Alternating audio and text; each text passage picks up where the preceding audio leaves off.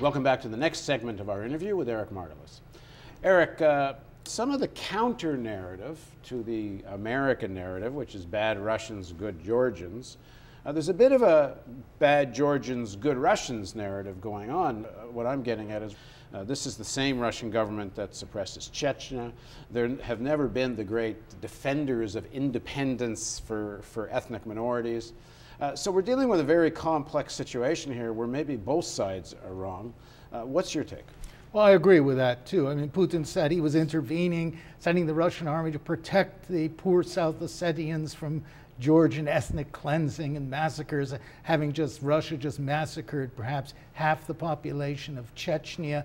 But for humbug, the U.S. won the Olympics because Bush came out and who obviously the U.S. government knew about the impending Georgian invasion of South Ossetia. Georgia was armed, trained and equipped by the U.S. and Israelis. They had U.S. and Israeli advisors, Mossad people, CIA people. They had to know.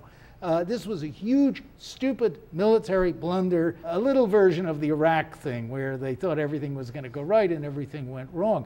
So now Bush is accusing Putin of bullying Mr. Bush, who ordered the invasion of Afghanistan, Iraq, and Somalia, is accusing the Russians. This is Vice President Cheney thundered Georgia as an area of American interest. Well, the Americans have been there for about 2 or 3 years.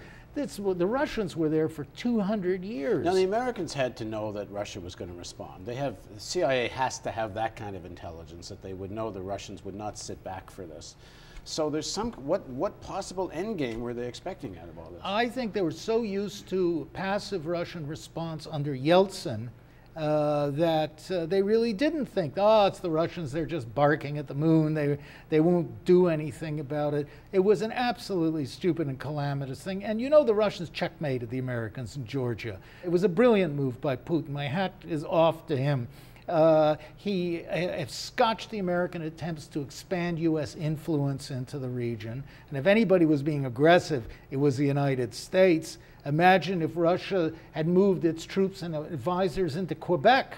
Imagine what the American response would be. I think the Russian response was actually rather low-key under the circumstances. Now, we're told that as all this is happening in Georgia, and at the same time that Putin and George Bush have been watching swimming and other events, much of the American fleet is heading towards Iran.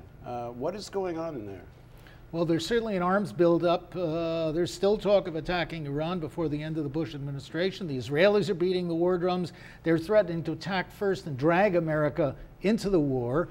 But at the same time now, Russia's getting, in this Caucasus thing, has roiled America's plans for attacking Iran, if it does plan to, because Russia is less likely to cooperate. Putin has warned that he will not allow the territory of the ex-USSR to be used to launch attacks against Iran. I mean, one of the things I think the Americans must be sure of is that there's no way they're going to get a new sanctions round against Iran through the Security Council. Russia is not going to allow something under these conditions, and I wonder if that's even part of the objective. The American Cheney's position has always been only sanctions can prevent war. So now if they can paint Russia as the bad guy in general over Georgia, now Russia's the bad guy because they're not going to allow stronger sanctions against Iran, oh, we're left with no choice. Well, Secretary of Gates, who seems to be speaking for U.S. foreign policy, the Pentagon rather than the State Department, said that, you know, it's going to be a cold shoulder from now on for Russia, and all of our relations are going to be in danger because of this fracas in Georgia. Well, how do they expect? America needs Russian cooperation for the Middle East, for Iran, for events in the Mediterranean, for oil policy, et cetera, et cetera. And by cold shouldering Russia, the U.S. is actually shooting itself in the foot, if I may mix bad metaphors. To what extent are we seeing a grand opera of posturing? And to what extent can this grand opera actually give rise to real conflict between the United States and Russia? There's no doubt. How serious is this? The neocons in Washington are beating the war drums. They're all calling for almost war against Russia. They're frothing at the mouth. Though none of them are volunteering for duty in the Caucasus, I might add. The Republicans have taken this and are really running with it. McCain has been uttering these thunderous threats against Russia because this is the 3 o'clock o'clock call in the morning and I can handle it and I'm on top of this crisis. McCain, who can't even pronounce the name of Abkhazia, one of the places he's ready to go to war for. And one of his senior foreign policy advisors, Randy Schuneman, who was a paid lobbyist for Georgia up until just a few months ago. And a leading conservative is writing his speeches and making policy. So the Republicans think they can really stick it to the Democrats on this, and Obama's kept quite a low profile on this and hasn't distinguished himself.